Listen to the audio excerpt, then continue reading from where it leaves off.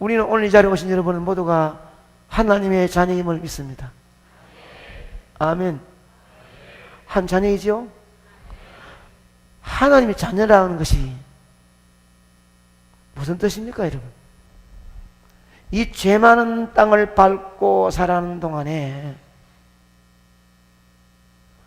세상에 속하지 않고 마귀에 속하지 않고 하나님에 속해 있는 것이 하나님의 자녀의 삶입니다. 여러분, 천지 만물을 창조하시고 다스리고 지배하시고 역사의 수레바퀴를 임의로 움직이시는 능력의 하나님, 그 하나님을 아버지라 부른 사람들이 하나님의 자녀입니다. 아멘.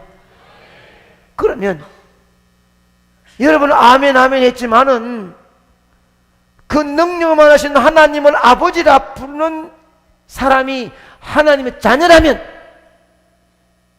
그 하나님의 자녀는 무엇이 부족하겠습니까? 무엇이 두렵겠습니까? 무엇 때문에 기가 죽겠습니까? 무슨 원망 불평거리가 생기겠습니까? 이렇게까지만 가면 아이고 내가 하나님 자녀랑 갈 낀데, 아니요.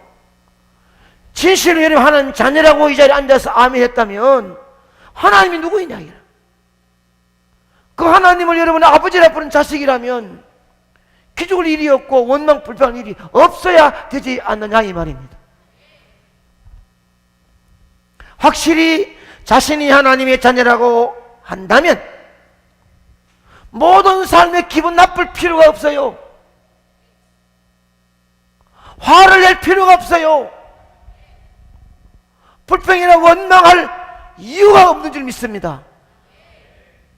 교회 나와 앉아있어도 하나님의 아버지를 불러도 하나님 자녀는 확신이 없기 때문에 화내고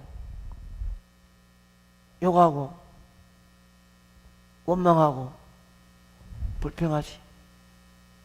진심으로 하나님을 바로 알고 그 하나님을 아버지라 부르는 자신을 바로 알면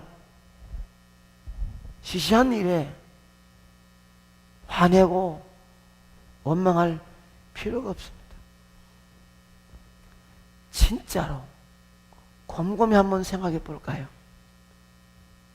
내가 진짜 기분 나쁠 필요가 없는 곳에 기분 나빠하고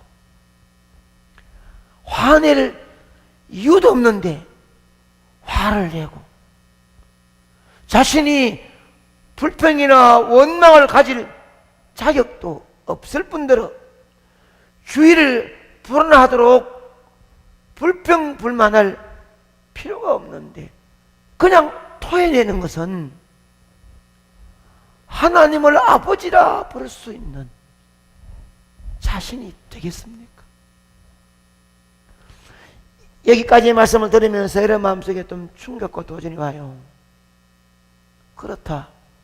한 번 인생을 살아가면서 하나님을 아버지라 부르면 그렇게 기도했고 찬양했고 신앙생활을 오랫동안 해왔는데 왜 나는 변하지 아니하고 자주 화를 내고 자주 분노하고 자주 싸우고 이럴 이유가 뭐 있는지 한 번쯤 가슴에 생각해 봐야 합니다.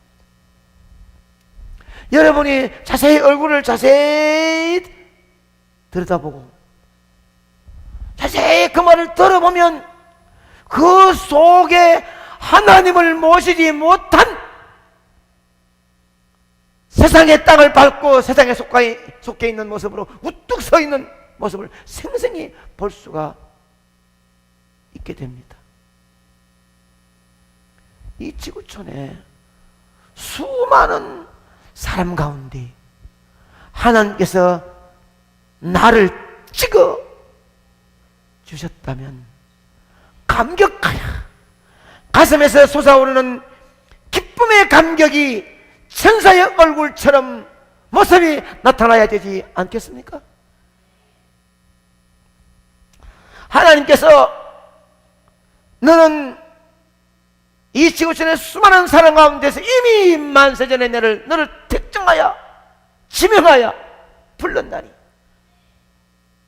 선택자로 통지를 받았으면 아멘하고 직접 그 하나님 속으로, 하나님을 내 마음속으로 모시고 살아가지 아니하면 잠시 받은 통지의 기쁨은 사라지고 행복한 삶을 살아갈 수가 없습니다. 여러분들이 하나님의 자녀가 되었다면 자녀로서의 삶을 계속 살아가야 참된 행복이 있는 것이지, 예수 믿습니다, 나는 믿습니다, 나 한 자녀입니다, 아버지여 불러도 그 많은 세월을 왔음에도 불구하고 하나님과 함께하는 삶을 살지 못했기 때문에 중직자의 눈빛이 미움의 눈빛과 말투가 시기의 말투로 사람들에게 행복의 파장을 이루지 못하는 경우가 얼마나 많습니까? 사랑하는 여러분, 우리 남은 인생 살면서 이제는 천사의 얼굴 모습으로 살기를 축복합니다. 한번 돌아볼까요, 여러분? 인생 삶. 그때 내가 왜 분노의 모습으로 말했던가? 내가 왜 미움의 눈초리를 꽂았던가? 세월이 지나갔지만은 내 아들, 딸에게, 남편과 아내에게 했던 말, 부모에게 했던 그 말 한마디는 이미 그 가슴에 씨앗이 떨어져 있습니다. 빠르게 내 얼굴 모습에서 천사의 얼굴 모습으로 바뀌어져서 그 마음속에 잘못된 것을 뿌리째 뽑아낼 수 있는 삶이 아니면 마지막까지 내 분노의 모습은 그대로 살아 있단 말입니다.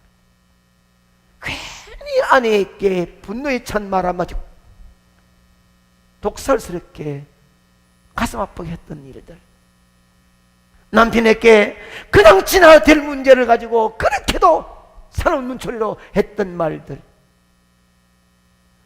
그냥 넘어가도 되는데 그 자식에게 꾸중했던 말들, 그 얼굴 모습이 어떤 모습이었겠습니까? 천사의 얼굴 모습으로 살아가기 위해서는 성령 충만의 삶을 살아야 합니다. 시작.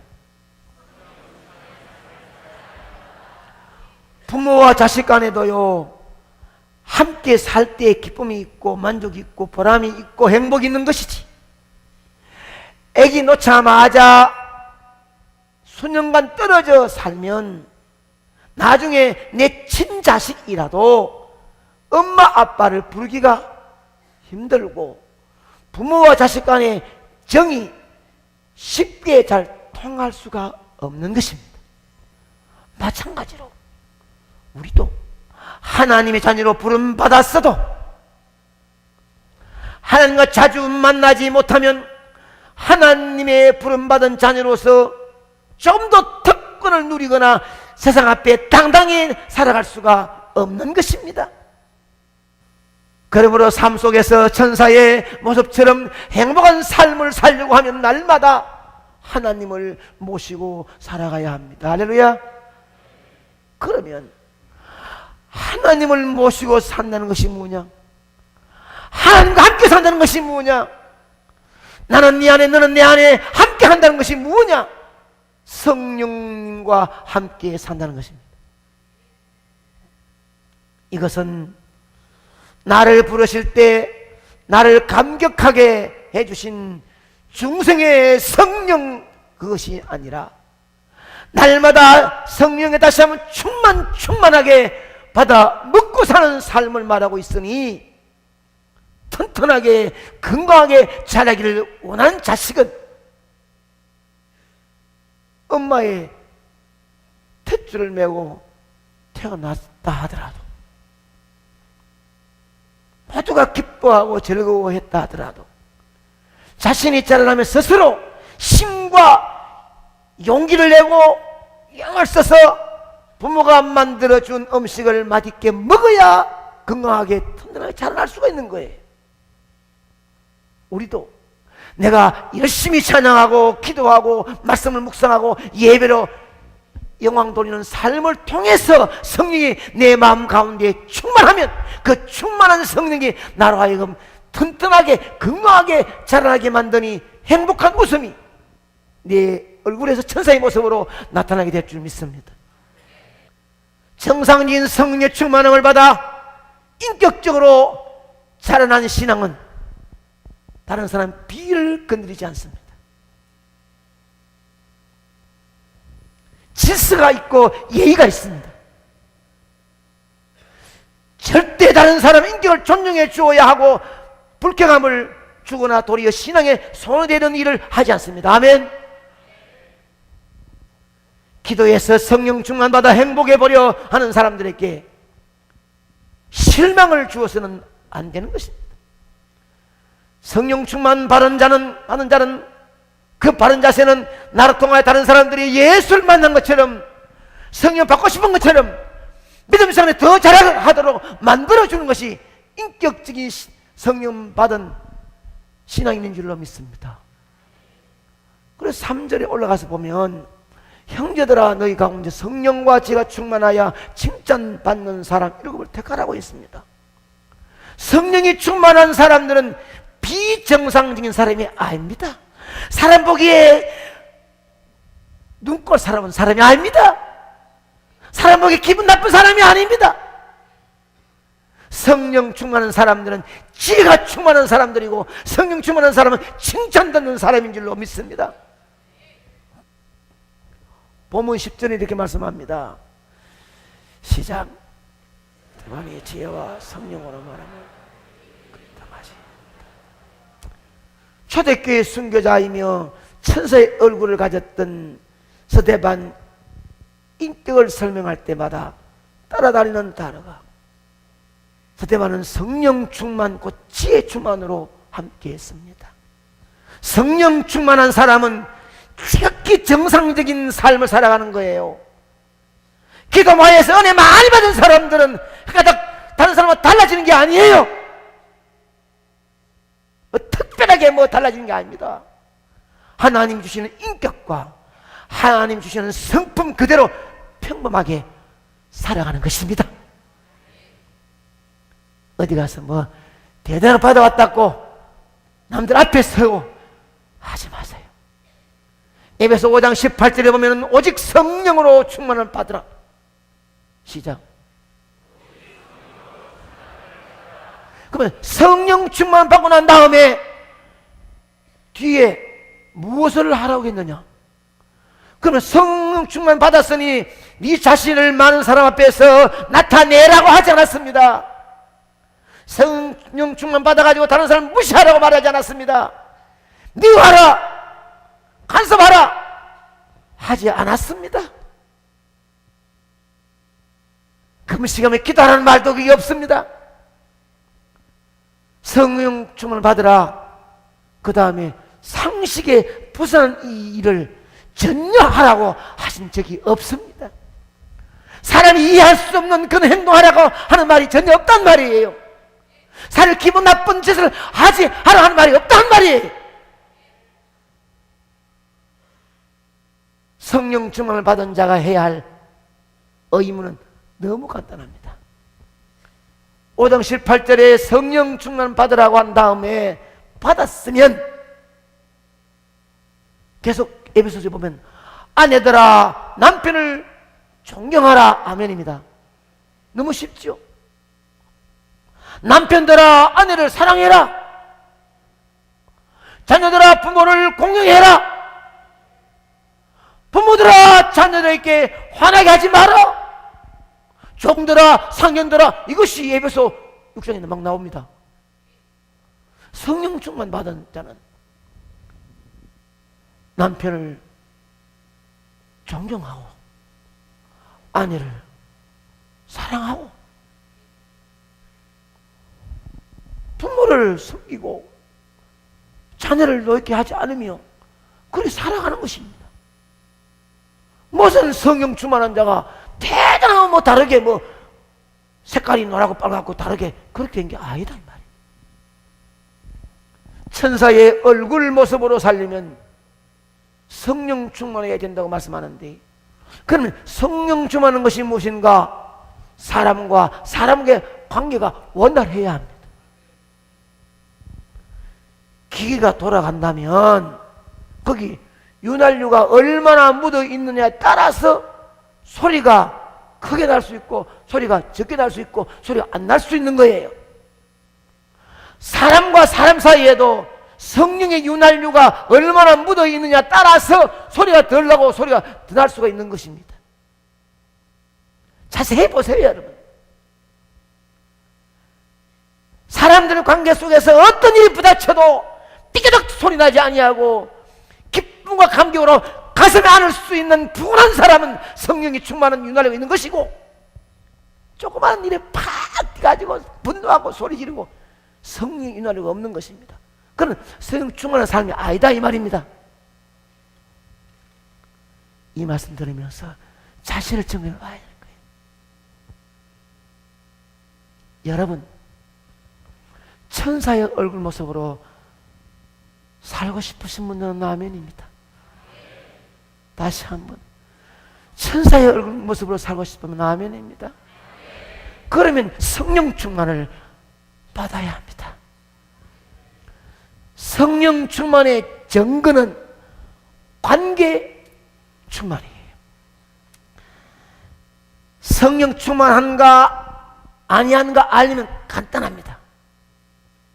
어떤 은사를 가졌든지 어떤 직분을 받았든지 따질 필요 없습니다. 장로, 집사, 권사 따질 필요 없습니다. 평신도, 세신자 따질 거 없습니다. 지금 그가 다른 사람과의 관계를 자세히 보면 알 수 있습니다. 사람과의 관계가 원활하면 성령 충만 받은 증거입니다. 기독교가 수양의 종교가 아니에요. 내 힘과 수련으로 무엇을 이루어낼 수 있다고 생각하지 마십시오. 기독교는 생명입니다. 아멘. 그리스도인이 된다는 것은 다시 태어나는 것입니다. 내가 죄와 허물로 죽었는데 예수 그리스도를 나의 구주로 영접하는 순간 눈에 보이지 않는 놀라운 변화가 일어나는 것이 그리스도인이 되는 것입니다. 그것이 바로 죄와 허물로 죽었던 내 속에 새로운 성령이 심겨져서 다시 잉태되어지는 것입니다. 그러면 내 속에 있는 새로운 성령이 그리스도의 장성한 분량까지 자라나야 되는데, 장성한 분량까지 자라나기 위해서 날마다 성화되어져야 되는 거예요. 젖 먹다가 밥 먹고, 밥 먹다가 떡도 먹고, 떡도 먹다가 고기도 먹을 수 있듯이 점점 자라나야 되는 것입니다. 성화되어져 가서 영화로운 몸이 될 때까지 날마다 성령 충만을 날마다 먹으며 살아가야 되는 것입니다. 처음 복음의 씨앗을 받아 마귀에게 빼앗기지 않았다면 살아나야지요. 자라나기 위해서는 성령 충만의 삶을 살아야 하고, 성령 충만의 삶을 살아가려면 주님 앞에 점점 더 가까이 가게 되므로 마음에서 우러나오는 감격이 천사의 모습으로 변화되어질 수밖에 없다는 것입니다. 아멘. 우리는 살아가면서 수많은 사람을 만나고 헤어집니다. 정말로 잊어내도 잊을 수 없는 천사의 얼굴 모습으로 가슴 깊이 심고 싶은 사람을 만나고 싶지 아니합니까? 제 목회생활 수십 년을 해왔으면서도 절대 잊을 수 없는 이름 세 글자, 여기 하심을 주었던 그 아름다운 얼굴을 잃을 수 없는 이름들이 내 가슴 속에 묻어있지 않겠습니까마는 또 그럴 필요가 없는데, 아무런 가치 없는 일인데도 불구하고 분노하고 짜증내고 힘들어했던 그 모습을 가슴에 안고 있다면 인생의 삶에 어떤 모습으로 여러분은 비춰지고 살기를 원하십니까? 여러분 가정의 가족들에게도 조용하게 진실하게 진솔하게 한번 물어보십시오. 그때 그 모습이 아직도 기억되고 있다면 무릎을 꿇어봐야지.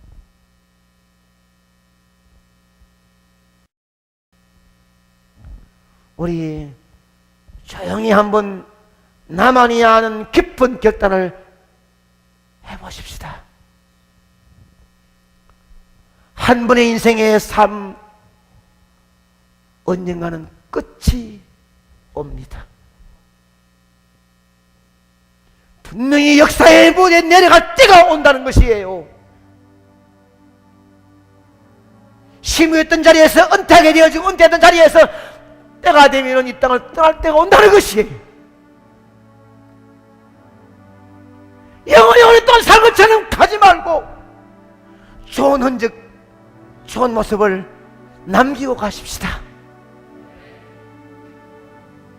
내 가족으로부터 이웃에게, 함께하는 성도에게 천사의 얼굴 모습으로 보여지며